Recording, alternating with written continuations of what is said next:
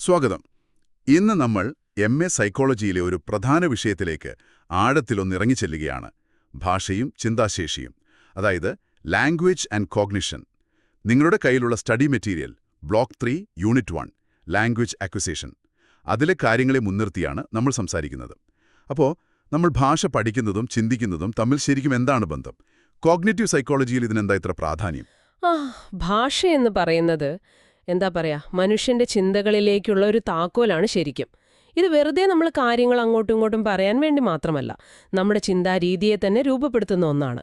പിന്നെ മനുഷ്യഭാഷയുടെ ഒരു പ്രത്യേകതയുണ്ടല്ലോ, ഈ അമൂർത്തമായ കാര്യങ്ങളെ കാണാനുള്ള കഴിവ്, അബ്സ്ട്രാക്ഷൻ. അത് മറ്റ് ജീവികളുടെ സംസാര രീതിയിൽ നിന്നൊക്കെ ഇതിനെ ഭയങ്കര വ്യത്യസ്തമാക്കുന്നുണ്ട്. ശരിയാണ്. നമ്മളൊക്കെ ഓർത്തു നോക്കിയാൽ ഒരു പ്രത്യേക പരിശീലനമൊന്നുമില്ലാതെയാണല്ലോ നമ്മൾ നമ്മുടെ മാതൃഭാഷ പഠിച്ചെടുത്തത്, അല്ലേ? അതും വളരെ ചെറിയ പ്രായത്തിലും. ഭാഷ ഇത്ര സങ്കീർണമായിട്ടും ഇത് നടക്കുന്നു എന്നതൊരു അത്ഭുതം തന്നെയല്ലേ? തീർച്ചയായും അതൊരു വലിയ കാര്യമാണ്. ലോകത്തെ എവിടെ നോക്കിയാലും കുട്ടികൾ ഏകദേശം ഒരേ പ്രായത്തില്, ഏതാണ്ട് ഒരേ രീതിയിൽ, ഒരേ ഘട്ടങ്ങളിലൂടെയാണ് ഭാഷ പഠിക്കുന്നത്. ഈ ഒരു സാർവത്രികമായ ക്രമം കാണിക്കുന്നത് എന്താണെന്ന് വെച്ചാൽ, ഇത് വെറുതെ കേട്ട് പഠിക്കുന്ന ഒന്നല്ല. ഇതിനു പിന്നിൽ ശക്തമായ ജൈവശാസ്ത്രപരവും അതേപോലെ ചിന്താപരവുമായ ഒരു അടിത്തറയുണ്ട് എന്ന് തന്നെ നമ്മൾ വിശ്വസിക്കണം. ഓക്കെ, അപ്പോൾ ഭാഷ പഠിക്കാൻ തുടങ്ങുന്നതിന് മുമ്പ് തന്നെ കുട്ടിക്ക് ചിന്തിക്കാനൊരു കഴിവ് വേണം, അല്ലേ? കോഗ്നിറ്റീവ് സൈക്കോളജി അങ്ങനെ പറയുന്നുണ്ടല്ലോ, അതെങ്ങനെയാണ്? അതെ, വളരെ ശരിയാണ്. കുട്ടികൾ ലോകത്തെ മനസ്സിലാക്കുന്നത് വാക്കുകളിലൂടെ മാത്രമല്ലല്ലോ, ചിത്രങ്ങളിലൂടെ, അനുഭവങ്ങളിലൂടെയൊക്കെയാണ്. അതായത് വാക്കുകൾ ഉപയോഗിക്കാൻ പഠിക്കുന്നതിന് മുന്നേ തന്നെ ഈ ലോകത്തെക്കുറിച്ചൊരു ധാരണ, വസ്തുക്കളെ തിരിച്ചറിയാനുള്ള കഴിവ്, അങ്ങനെയുള്ള ചില കാര്യങ്ങൾ. ഇതിനെയാണ് നമ്മൾ ഈ നോൺ ലിംഗ്വിസ്റ്റിക് കോഗ്നിറ്റീവ് മെഷീനറി എന്നൊക്കെ പറയുന്നത്.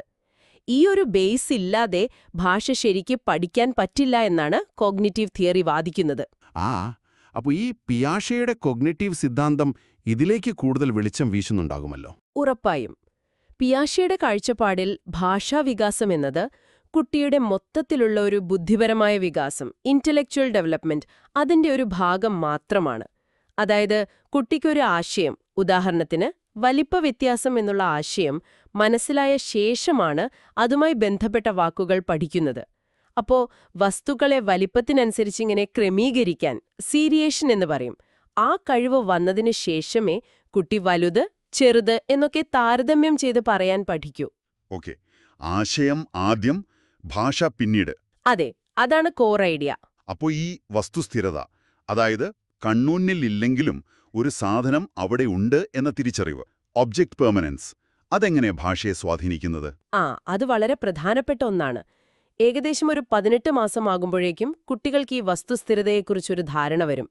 അതേ സമയത്ത് നോക്കിയാല് അവരുടെ വാക്കുകളുടെ എണ്ണം, വൊക്കാബുലറി, ഭയങ്കരമായി കൂടുന്നതായി കാണാം. ഓഹോ. കാരണം എന്താ? സ്ഥിരനായി അവിടെയുള്ള വസ്തുക്കളെക്കുറിച്ച് സംസാരിക്കാനും ചിന്തിക്കാനും അവർക്ക് താൽപ്പര്യം വരും. അപ്പൊ വാക്കുകൾ വേണം. ഇത് ചിന്തയും ഭാഷയും തമ്മിൽ എത്രത്തോളം ബന്ധപ്പെട്ട് കിടക്കുന്നു എന്ന് കാണിക്കുന്നുണ്ട്. ശരിയാണ്. വ്യാകരണ നിയമങ്ങൾ പഠിക്കുന്നതിലും ഇതുപോലൊരു ക്രമം കാണാൻ പറ്റുമോ? പറ്റും. അതായത് ലോജിക്കലെ സിമ്പിളായിട്ടുള്ള നിയമങ്ങൾ. ഇപ്പോ ബഹുവചനമുണ്ടാക്കാൻ മാർ ചേർക്കുന്നത് പോലെയുള്ളവ, അത് കുട്ടി ആദ്യം പഠിക്കും. കുറച്ചുകൂടി സങ്കീർണമായ നിയമങ്ങൾ, അത് വരുന്നത് അതിനുശേഷമാണ്. ഇത് ആശയപരമായ സങ്കീർണതയുമായി, ലോജിക്കൽ കോംപ്ലക്സിറ്റിയുമായി ബന്ധപ്പെട്ടിരിക്കുന്നു എന്നാണ് പിയാഷെ പറയുന്നത്. എന്നാൽ ഈ കോഗ്നിറ്റീവ് സിദ്ധാന്തത്തിന് അതിൻ്റെതായ പോരായ്മകളും ഉണ്ടാവുമല്ലോ, അല്ലേ? തീർച്ചയായുമുണ്ട്. പ്രധാനമായിട്ടും എന്തുകൊണ്ട് മനുഷ്യന് മാത്രം ഇങ്ങനൊരു ഭാഷാശേഷി കിട്ടി എന്ന് വ്യക്തമാക്കാൻ ഈ തിയോറിക്ക് പൂർണ്ണമായിട്ട് പറ്റുന്നില്ല. ഇപ്പോൾ ചിമ്പാൻസികൾക്കും ഒരു വയസ്സുള്ള കുട്ടിയുടെ അത്രയ്ക്ക് ബുദ്ധിവികാസം ഉണ്ടാവും, പക്ഷേ അവര് ഭാഷ പഠിക്കുന്നില്ലല്ലോ. ഇല്ല.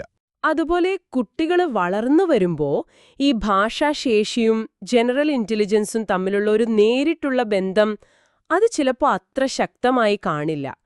ചിലപ്പോ ബുദ്ധിപരമായി കുറച്ച് പിന്നോക്കം നിൽക്കുന്ന കുട്ടികൾ പോലും വ്യാകരണമൊക്കെ വളരെ കൃത്യമായി ഉപയോഗിക്കുന്നത് കാണാം.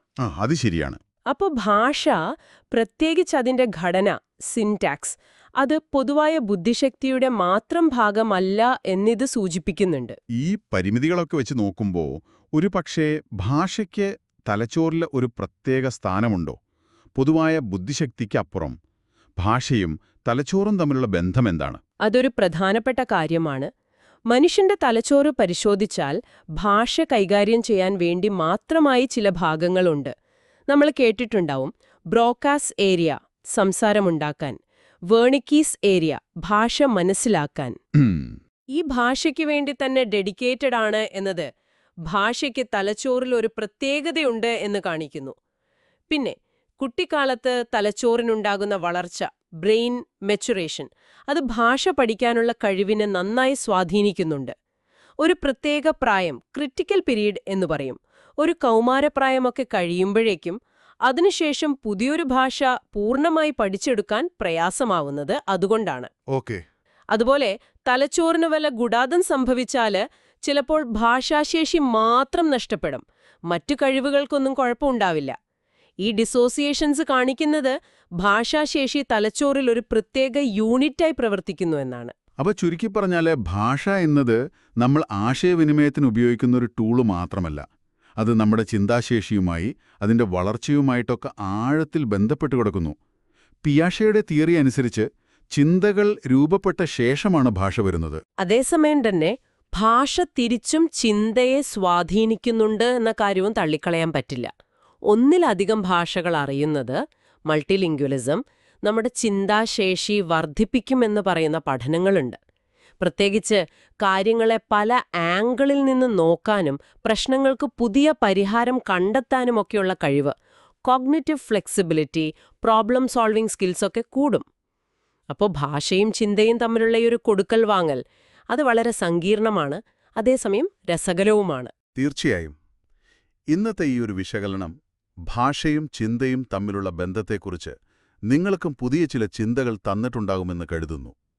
പോകുന്നതിന് മുൻപ് ഒരു ചോദ്യം നിങ്ങൾക്കായി ഇവിടെ വിടുകയാണ്. നമ്മുടെ എല്ലാ ചിന്തകളെയും അനുഭവങ്ങളെയും പൂർണ്ണമായിട്ട് ഉൾക്കൊള്ളാനും മറ്റുള്ളവരിലേക്ക് എത്തിക്കാനും ഇന്നുള്ള നമ്മുടെ ഭാഷകൾക്ക് സാധിക്കുന്നുണ്ടോ? അതോ പുതിയ പുതിയ ആശയങ്ങളെയും അനുഭവങ്ങളെയും ഉൾക്കൊള്ളാൻ ഭാഷ എപ്പോഴും മാറിക്കൊണ്ടിരിക്കേണ്ട ഒന്നാണോ? ഇതിനെക്കുറിച്ച് നിങ്ങൾക്ക് തുടർന്നും ചിന്തിക്കാം. അടുത്ത തവണ പുതിയൊരു വിഷയമായി കാണാം.